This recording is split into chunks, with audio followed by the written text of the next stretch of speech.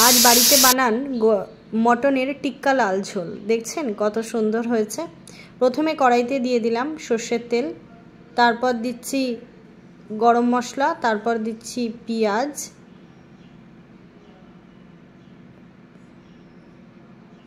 এবার পেঁয়াজটাকে ভালো করে ভেজে নেব।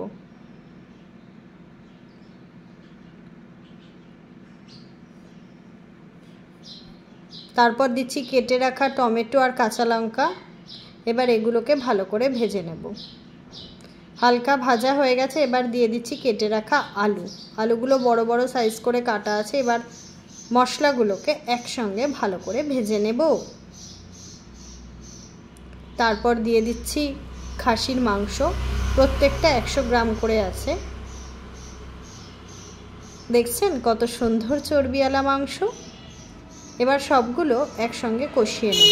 এটাতে আপনারা ঘাস খাওয়া খাসিও ব্যবহার করতে পারেন, আমি করেছি রেয়াজি খাসি।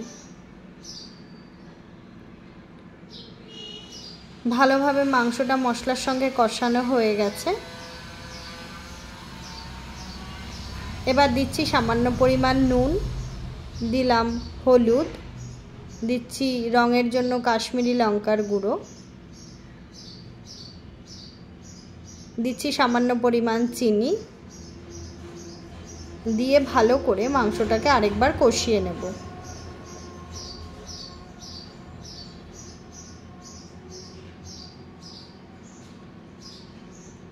ভালোভাবে মশলার সঙ্গে মাংসটা কষানো হয়ে গেছে।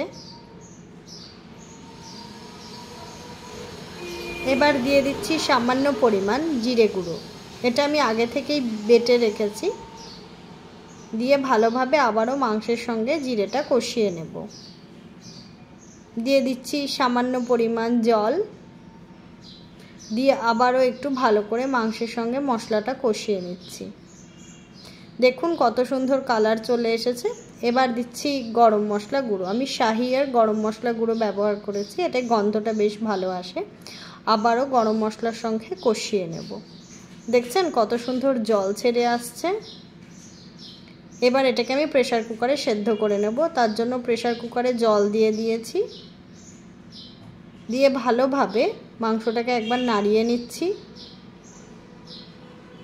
তারপর গ্যাসের আঁচে প্রেসার কুকারটা বসিয়ে দেব।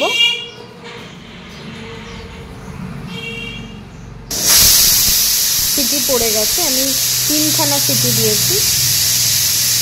একদম তৈরি হয়ে গেছে মটনের টিক্কা লাল। আপনারাও বাড়িতে বানিয়ে এটা খেতে পারেন। ভালো লাগলে কমেন্ট করুন।